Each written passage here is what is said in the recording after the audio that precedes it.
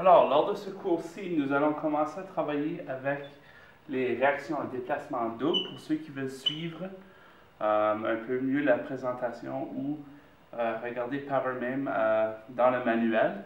Nous allons travailler à la page du manuel de chimie 11, à la page 132 jusqu'à la page 135. Ça va être l'endroit où nous allons traiter des réactions à déplacement double. Bien sûr, on se souvient qu'une réaction à déplacement double, et quand on a deux composés binaires, c'est-à-dire on a des composés avec différentes molécules qui comprennent deux ions, et ces ions-là sont échangés, on a un échange de partenaires, c'est-à-dire que A prend la place de C et C prend la place de A, et on a deux nouveaux produits qui sont vraiment le mélange des deux composés initiales.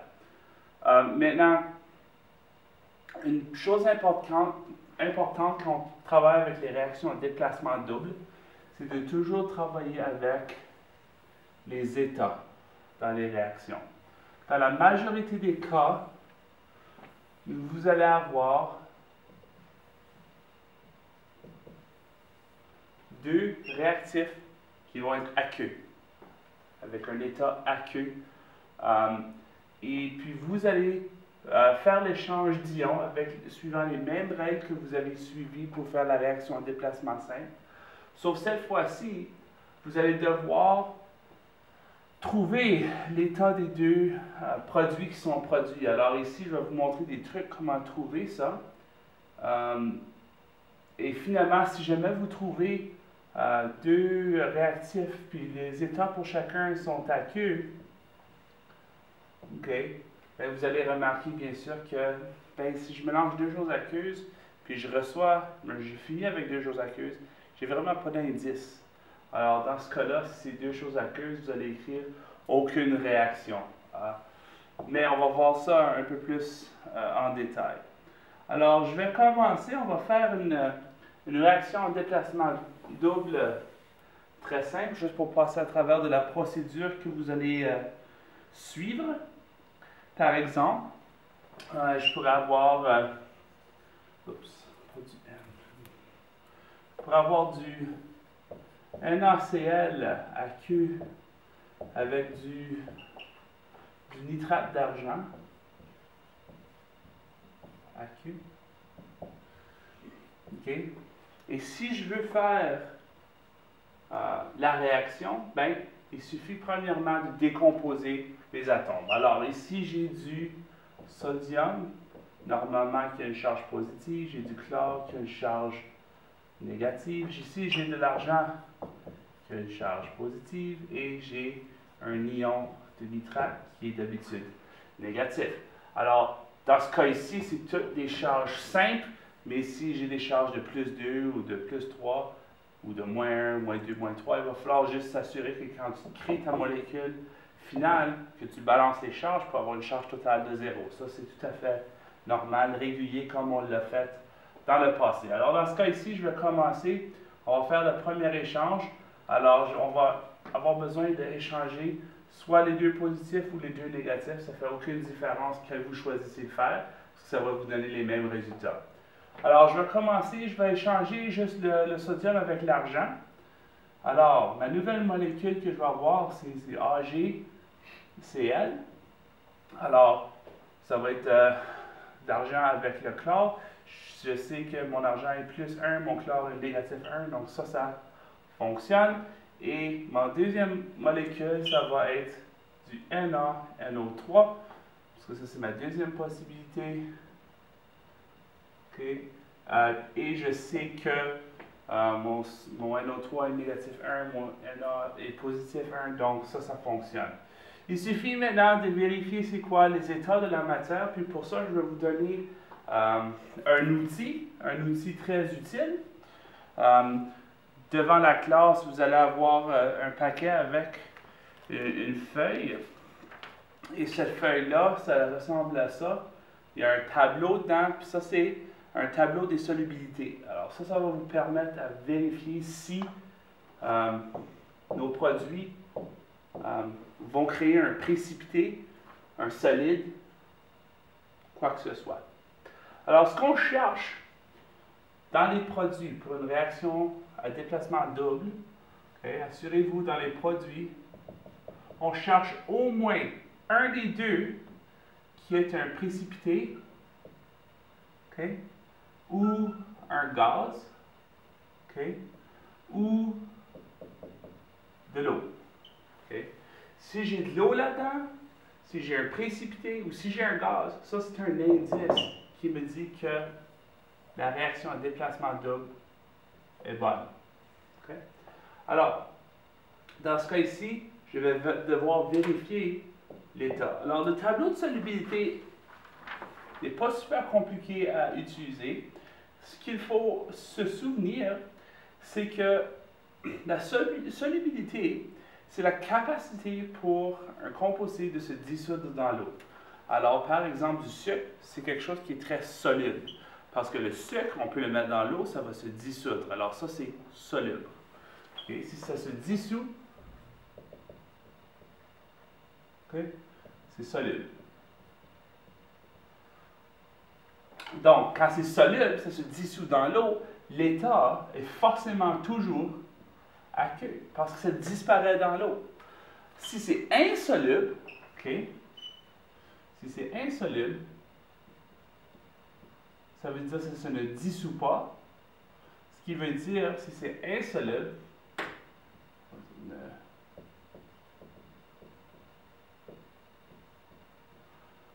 ça va être soit ça va devenir un précipité, ce qui est vraiment un solide. Sauf moi, quand je sais dans les produits, j'aime écrire c'est un précipité quand ça apparaît. Un gaz ne se dissout pas. Et l'eau, bien sûr, quand c'est quelque chose, c'est l'eau dans un endroit aqueux, ben l'eau, ça ne se dissout pas, c'est déjà dans l'eau. Oups, H2O. Alors, on va regarder pour ces trois choses-là. Alors, insoluble, on va voir si c'est soit un précipité, un gaz ou de l'eau. Maintenant, pour les gaz, on va travailler ici avec juste les choses qui sont gazeuses à l'état naturel. Alors, les gaz communs que vous allez voir, les gaz communs que vous allez voir ici dedans, il n'y a pas vraiment de gros trucs, il faut juste être capable de les identifier. Vous allez voir, si vous voyez de l'oxygène qui est créé, ça c'est un gaz, ça va toujours être à l'état gazeux. Si vous voyez de l'hydrogène, ça va être à l'état gazeux. Si vous voyez par exemple de l'azote, ça va être à l'état gazeux. Et ça, c'est les grains. Parfois, l'eau va être à l'état gazeux, mais l'eau est une double. Alors, si tu vois l'eau, peu importe que ce soit gazeux ou liquide, ça veut dire que ça ne se dissout pas. Ça veut dire qu'il y a eu une réaction.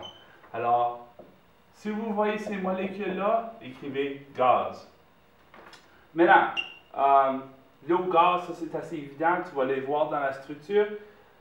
Le précipité, c'est le plus difficile à isoler. Alors, c'est là où il va falloir utiliser le tableau de solubilité. Donc, si vous regardez au tableau de solubilité, il y a des règles. Ça commence avec des règles 1 jusqu'à 10. Là, vous ne pouvez probablement pas bien voir à l'écran. Alors, il va falloir que vous suivez avec vos feuilles que vous pouvez ramasser. La façon que ça fonctionne, c'est qu'on commence avec la première règle, puis on continue jusqu'à ce qu'on ait répondu à notre question. Le but ici, c'est de trouver le composé ici dans le tableau et vérifier la solubilité. Alors, dans la dernière colonne, vous allez voir, ça dit solubilité. Et si ça dit solide, alors si vous voyez solide, vous allez écrire aqueux parce que ça se dissout dans l'eau. Si vous voyez là-dedans, c'est soluble avec, c'est un acronyme, faible. Et ça veut dire que ça ne se dissout pas dans l'eau. Ça se dissout très mal dans l'eau. Alors, dans ce cas-là, ça va être un précipité. Alors, quand vous voyez soluble, ça va être aqueux. Soluble faible, vous allez voir, tu devras écrire précipité. Alors, on commence. L'argent. Alors, ici, ce qu'on regarde, c'est on regarde l'ion négatif en premier, ensuite on regarde l'ion positif. Alors, si on regarde ici, on regarde la première règle, ça dit tous les ions négatifs, alors le chlore est considéré comme un de tous. Okay? Si le chlore est avec le lithium, le sodium, le potassium, le rubidium, le césium ou le francium, c'est solide. Maintenant, ce n'est pas l'argent ne tombe pas dans un de ces ions positifs-là, alors on doit passer au prochain. Le prochain, c'est tous les ions avec de l'hydrogène, ça ne tombe pas pour la règle 2. Règle 3, c'est tous les ions négatifs avec l'ammonium, le NH4, mais ça ne tombe pas parce que je n'ai pas de NH4 comme ion positif.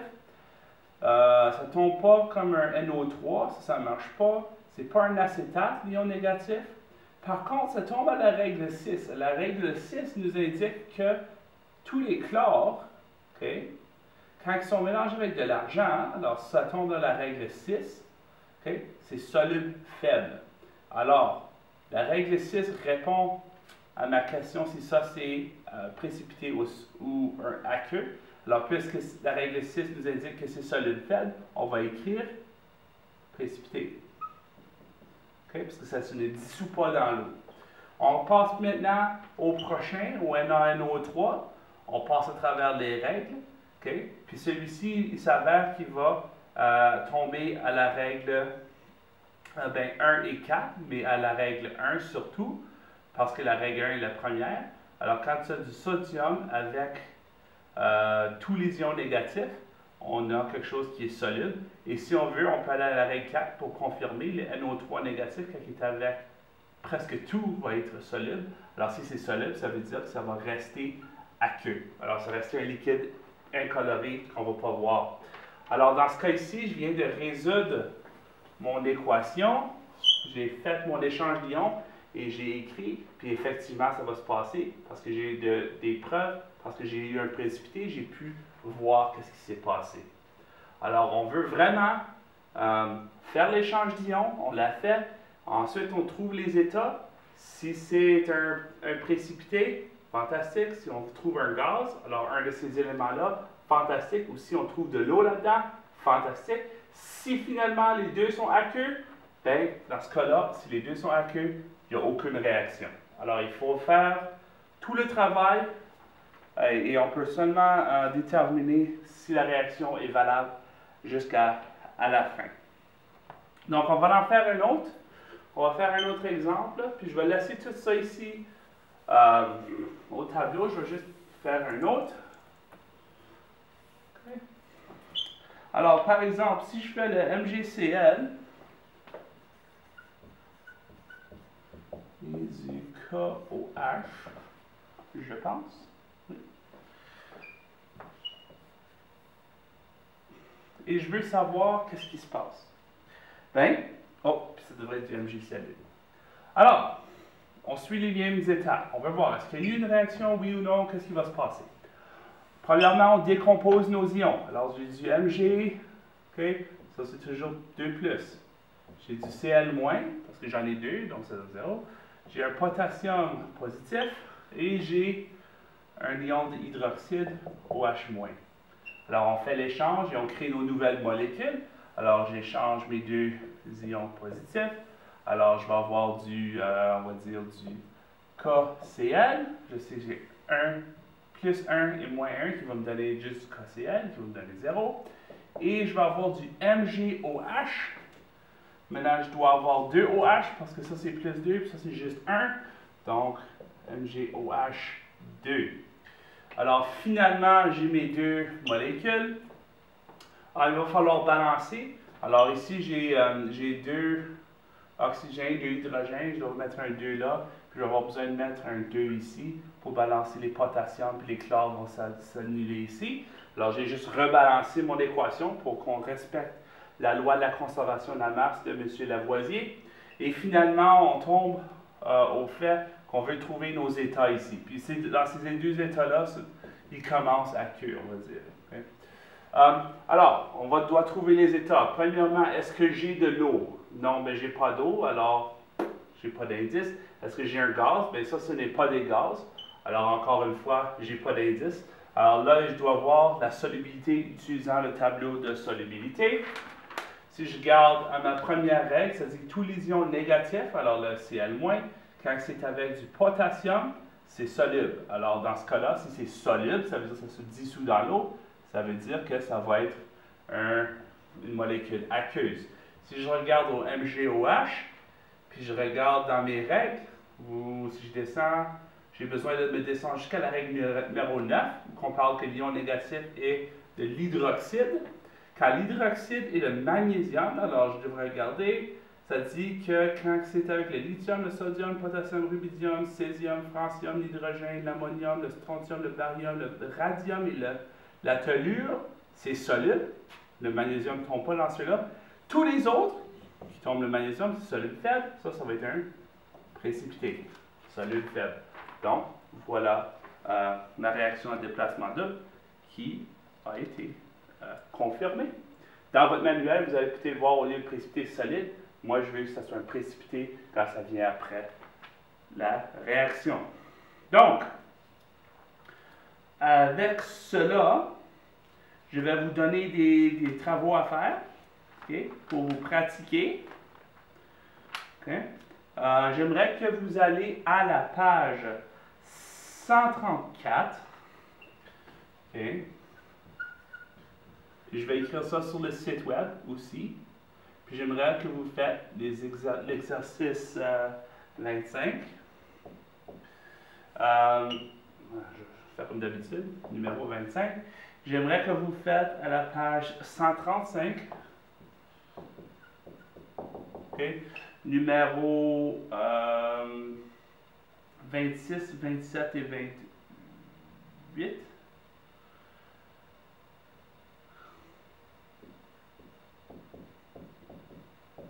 Okay.